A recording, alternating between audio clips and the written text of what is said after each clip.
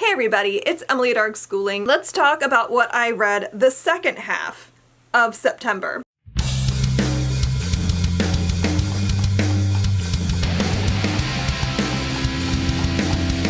So I've been doing good keeping up with these videos the last few months, so I'm going to try to keep going, and we'll see how this goes because it's going to get a little out of control.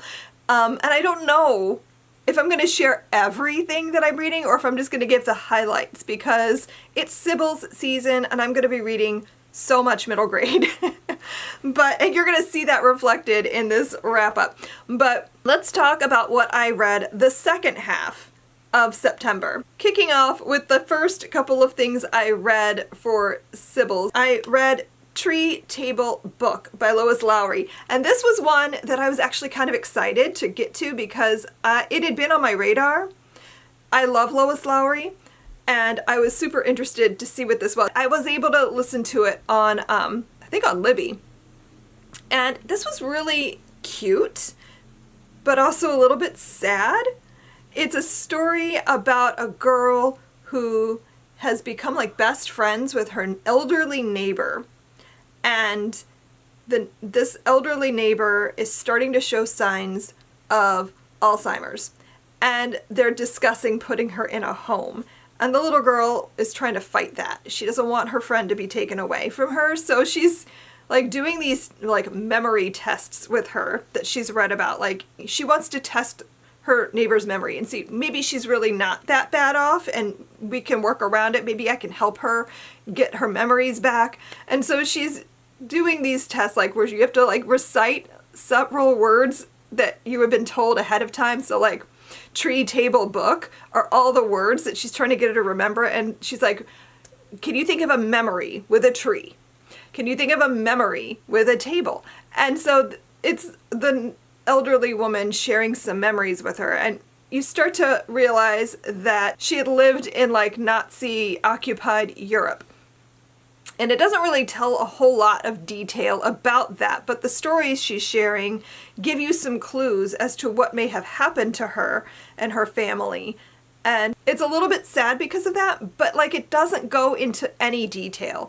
This is an interesting story, but it's one that would require a parent to kind of like explain some things and maybe like pair with another book that might give a little more detail.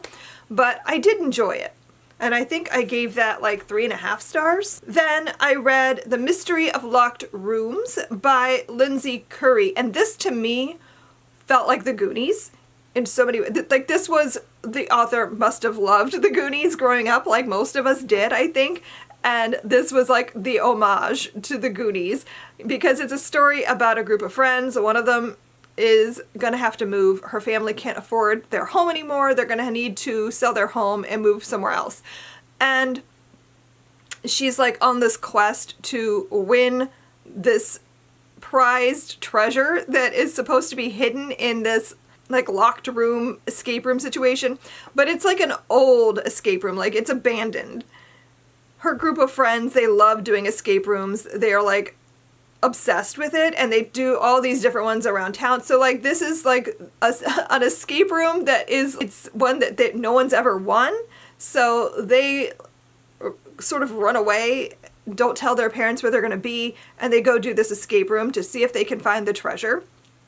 And that's like the whole plot. And everything is like them working out the puzzles and figuring out how to get through the escape room. And you're learning little bits of things about the friendships and each of the friends. And it was cute. I liked it. It did feel very much like The Goonies. So if you know that story, you know where this is going to go. But it was fun. It was a good time. I gave that 3.25 stars. Then I read The Familiar by Leigh Bardugo. And this is one that I had been like really anticipating all year, and I finally made myself pick it up. And this is a historical fantasy with a lot of Jewish, like Sephardic Jewish themes. And it's about a woman who, in this world, people have magical abilities or can have magical abilities, and she can perform miracles. And she gets enlisted to participate in this like sort of a competition and maybe win the ability to work in the the king's court as a miracle maker or something to that effect. And so she is a scullion maid, and she's decided this will better her life. As long as she can hide the fact that she's Jewish, she should be okay. But that is such a risk to take in this time and place. This is, the Spanish Inquisition is still happening. This is right after the Spanish Armada, so Spain's not in a great place right now, which is why the king needs this. And so, it's a dangerous situation to be in. And she gets put together with this man who is very mysterious. He's a familiar, he is immortal, and his life is tied to the man who cursed him. And so he is trying to help her to win this competition because it will elevate his master as well. So it's full of court intrigue. So if you like political intrigue type stories, I think you would like this. If you are interested in this time period, I think you would like this a lot because it is full of elements of the history of this time. You get a lot of stuff about the Inquisition. They do discuss the Armada a little bit and why Spain is in the position that it's currently in. And there's a lot to talk about, what it was like to be othered in this time and place and how dangerous it was. A lot of the Jews were forced to convert, but they were still considered Jews. Even if you converted, even if you followed every strict rule they set before you, you were never really Christian enough for them. And so you were always at risk. So she and her family have been hidden the fact that they're Jewish. Nobody knows that she's Jewish or that her family is. So it's a lot of stuff about that. So I thought this was excellent. So I gave this 4 stars. I had a really good time reading it. Then I read Safiya's War by Hiba Noor Khan. This book was so exciting for me because I'd never heard of it before. This was a totally new to me book, which surprised me because I try to stay on top of especially historical fiction books that are coming out, especially middle grade ones. I try my best to be aware of whatever's coming out in a year, and this one slipped by me. But this is a World War II era historical fiction story set in Paris, and we're following a Muslim girl and her family as they are helping to hide Jews and get them out of France. This is a thing that I had never heard about in my entire life, and I feel like I'm pretty well read when it comes to Holocaust books, when it comes to Jewish-related historical fiction around this time period. That was really exciting for me to discover this is a thing that happened. And so we're following Safiya as she's starting to find out that's what her father has been doing. And, they're going through the catacombs and there's a whole lot of spy stuff happening. It was a really good read. And it's a topic that, again, I'd never seen covered before. And I loved the note at the end of the book from the author saying how, she wanted to write this book because she knew there was a time when Jews and Muslims were friends and that we worked together to help each other. And wouldn't it be great if we could get back to that? And I agree. That would be wonderful if we could find a way to restore that friendship. And I think this book is a good start to that. I really enjoyed this and I gave it 5 stars. Then I read Find Her by Ginger Reno. This is a middle grade that isn't even out yet. I have the ARC. This comes out, I think, October 15th. I'll put that somewhere here when I find out the accurate date. This is a middle grade story about an indigenous girl. I think she's Cherokee, and her mother has been missing for 5 years, and she desperately wants to find her. And her father is a police officer, and she's very interested in doing these investigations, and she has this ability to help find things and find animals that are lost and that sort of thing. So she's running a little business on the side where she helps people, but she doesn't like to call it a business because she doesn't want to take anyone's money. She just wants to do it to help. And so people come to her when their pets go missing and that sort of thing. So while she's doing that, she uncovers this animal abuse situation happening. There's been several accounts of it in town. And so she's trying to run an investigation to see what's going on with that. So there's a whole lot of stuff in this book about animal abuse. So if you have a child who is sensitive to that, this might not be a book for them, because they do discuss it at length several times. And so this has a lot to say about that situation, but also about missing Indigenous women and girls and why that gets overlooked as well. So this is definitely a more mature middle grade. I feel like this would have been better off being a YA almost, because it's got some really heavy stuff in it. And I feel like this would be like a great bridge book for a kid who is maybe not quite ready to dive into YA yet, but is starting to outgrow middle grade. I think Find Her would be like an excellent in-between book. I really wish we could have a new category because I feel like the tweens often get left out of this. Everything's either geared younger or older. I think this would be a great in-between book. So I gave Find Her 4.5 stars. Then I read Coyote Lost and Found. This is by Dan Gemenhart, I think is how you say his name. I'm not sure. I have some thoughts. This book, to me, reads as middle grade for adults, because it did not, I don't know who this book is for. Was it good? Yes. Did I enjoy myself? Yes. But is this a book for kids? It's kind of like Find Her in that, like, I don't know who this book is aimed at. This is a sequel, which I did not know going in. I found that out about midway through. I was like, I feel like they keep mentioning things.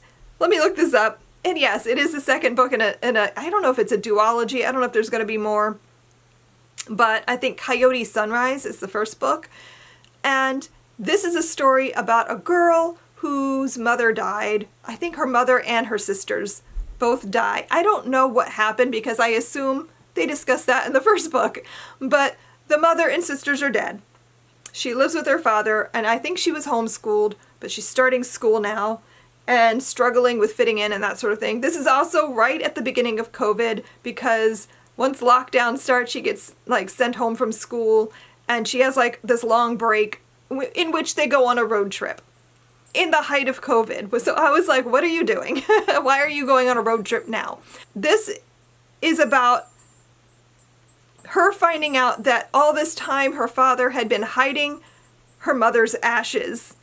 And her mother, I guess, at some point wrote down in a book what she wanted them to do with her ashes. Like, I guess she wanted them scattered somewhere. So she realizes immediately that, oh God, that is a book I got rid of. I dropped it off at some used bookstore. I don't know which one, but we need to go find it. So they're on this road trip. Her father thinks it's to go on a quest to sprinkle the mother's ashes somewhere, but it's actually a quest to go find the book where the mother wrote down what she wanted done with her ashes. So that is what the story is. I don't know what child this would appeal to. I'm struggling a little bit with that. So like, to me, this reads as a middle grade for an adult to enjoy, because I do think that is an entire category of middle grade. I've read several middle grade books over the years that I'm like, this is a book for the adults. Middle grade for adults isn't always because it's inappropriate for kids. Like, do I think this is inappropriate for kids? Not necessarily. I just don't know what kid would enjoy this. So to me, it reads as a book for the adults to read, which I'm a little confused by. So I don't know. I gave it 4.5 stars because I had a good time reading it. But is this a book that I think a child would enjoy?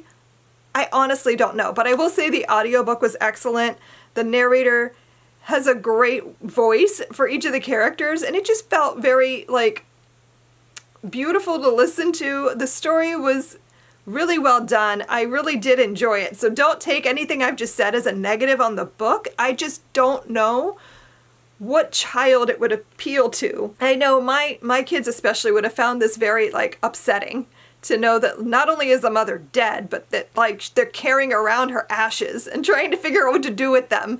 Like, I feel like this would have been very stressful for my kids to read. So like, I don't know. Then I read Mary, An Awakening of Terror by Nat Cassidy. I have been wanting to pick this up for so long. It's been in my TBR almost every month for like the last 6 months, I feel like. Ever since I read Nestlings, I've been like, I need to read this. So I finally did, and I am so glad that I finally got to this book. I don't know if I liked it better than I think Nestlings is still better to me, but just by a little bit. These were both 5-star books. So Mary, An Awakening of Terror is about a perimenopausal woman. She's like just about to turn 50, and she's been a loner her whole life, and she's starting to feel like her body is falling apart, and like, what's wrong with her? Something's wrong. She's not sleeping. She doesn't feel right. She can't even look at herself in the mirror. Everything just feels completely out of whack. And she's gone to the doctor about it, and they're not helping her. And so her aunt, who raised her, has called and said she really needs her to come home and help her out. Her daughter has left. She's alone. She really needs someone to help her out for a little while. And so, begrudgingly, she decides to do that. She loses her job just before this starts, and so she's like, I have nowhere else to go. Are you going to pay me? Can you at least pay me? She does not have a good relationship with this aunt either, by the way. So, like, it's already just a very messy situation. She also has no friends, but she does have her loved ones, which are these, like, ceramic statues that she talks to and that talk back to her. And she has this, like, these conversations with them whenever she's feeling especially like manic. She talks to them and they kind of calm her down. There's so much that happens in this book that I cannot really tell you any more than that without giving you spoilers. But this was like the author's homage to Carrie in a way. Like he explains at the beginning, like this started out as like, what if Carrie grew up? What would have happened to her if she didn't die and like lose her mind at the end of the story? Like, what if Carrie could have grown up? Like, what would have happened to her? That's what this book is, kind of. Not in exactly the same way, but in a similar way. There's so much happening in this story, though. Like, I don't know how else to talk about it, because I'm afraid I'm going to say something that's a spoiler, because I went into this almost entirely blind. Like, I did know it had to do with, like, a menopausal woman. That's it. I love books about unhinged women. Like, I have discovered that this is a new thing that I absolutely love. I've read so many good ones this year.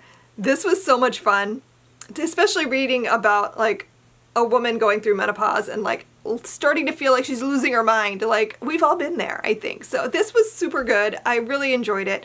Gave it 5 stars. Nat Cassidy might be my new favorite author. Cannot wait to read his new book out next year, which I think is a werewolf book. Then I read another absolutely excellent middle grade. This is called Free Period by Allie Therese, and this is actually a debut, which I did not know that either when I went into it. This had been on my radar for a little while because it just sounded so interesting.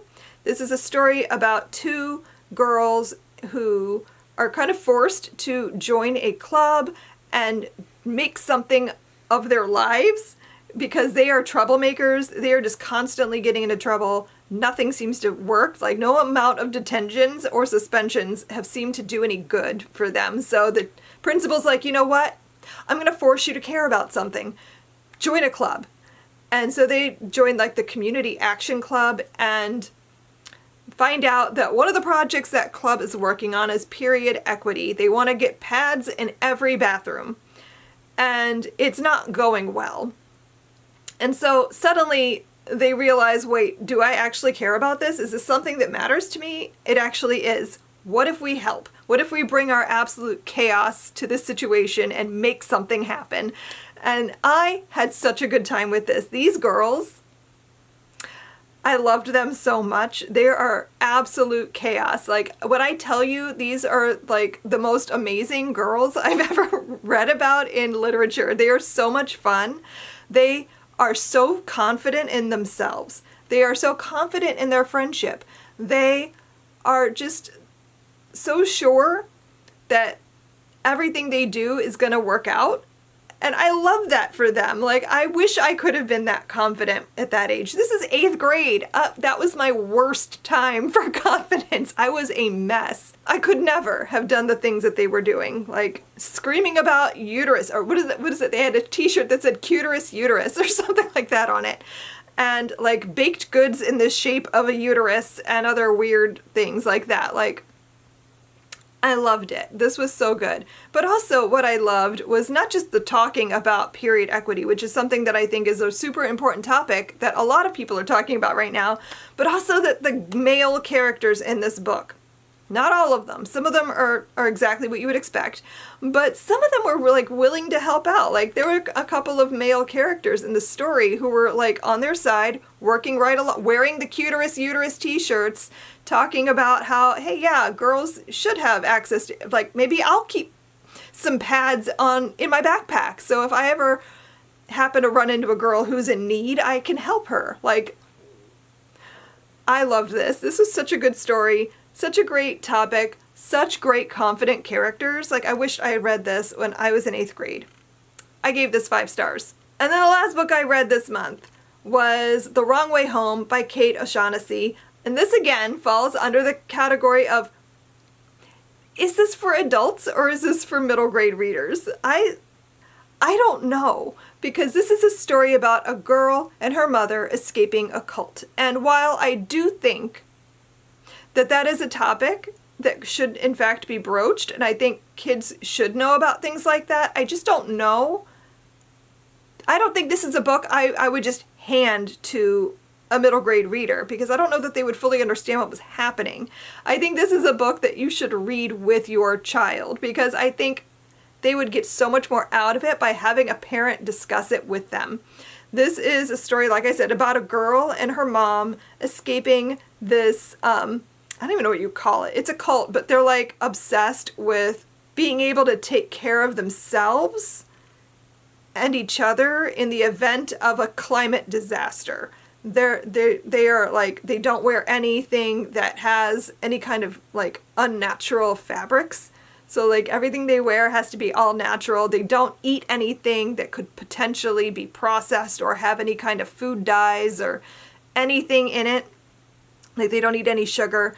They are very into like saving the planet kind of thing. So like it's very much like an eco cult, I guess is what you would call it. Like you're starting to unravel like what exactly is going on with that. But the girl, she just desperately wants to go back because that's all she's known since she was tiny. Like she doesn't know what she's supposed to do. She doesn't want to not be at home on the ranch with all the people she knows.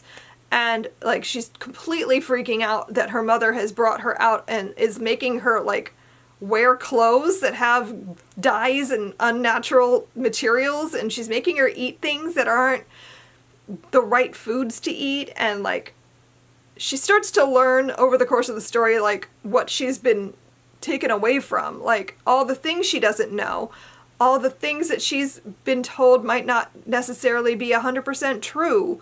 And so she's starting to question everything. She's making friends. And so like that's what the book is about. And while I did really like it, I gave this 4 stars. I don't, again, know if like, because middle grade is such a weird category. Middle grade is aimed at ages 8 to 12.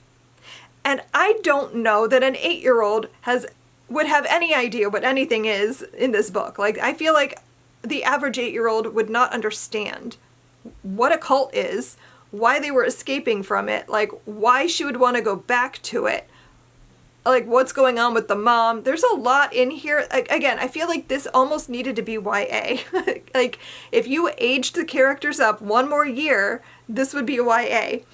I really think we need a new category, because like there are so many books that I've read that are middle grade but don't feel like middle grade. They feel more like YA, and I don't know. We really need something in between. I think there needs to be like I don't even know what you would call it. Tween? No. I don't know if tween is the right word either, but something for like the 12 to 14-year-olds. Because most YA, I feel like, is aimed more at like 16 and up. And most middle grade is aimed at like 8 to 12. So what are those kids in between supposed to read? I think this book would fit in that category. This is definitely that, whatever that in between is. I think The Wrong Way Home belongs there. So anyway, end of my rant. That's everything I've read the second half of September, I had quite a few books that I really enjoyed, but mostly I've been reading middle grade, and that's what it's going to look like from here on out for the rest of the year probably. I don't know how much other stuff I'm going to get to, but there's going to be a lot of middle grade, and I don't think I'm going to talk about every single middle grade title going forward because it'll just get too long. My wrap-ups are going to start to get challenging. So I think what I'll do in October anyway is just focus on the highlights. I don't need to tell you about the ones that I did not enjoy or that I gave less than 3 stars. Or even 3 stars and below. I think I'll just leave that out and just focus on the 4s and 5s. So that's what you can expect going forward. I hope you enjoyed this video. Let me know down below in the comments, what was your favorite read of October? What was the book that stands out the most for you? I think for me, it's going to be Mary. So yeah, let me know down below what your favorite book was. I hope you enjoyed this video. If you did, I hope you will like and subscribe, and I will see you guys in my next video. Happy reading. Bye.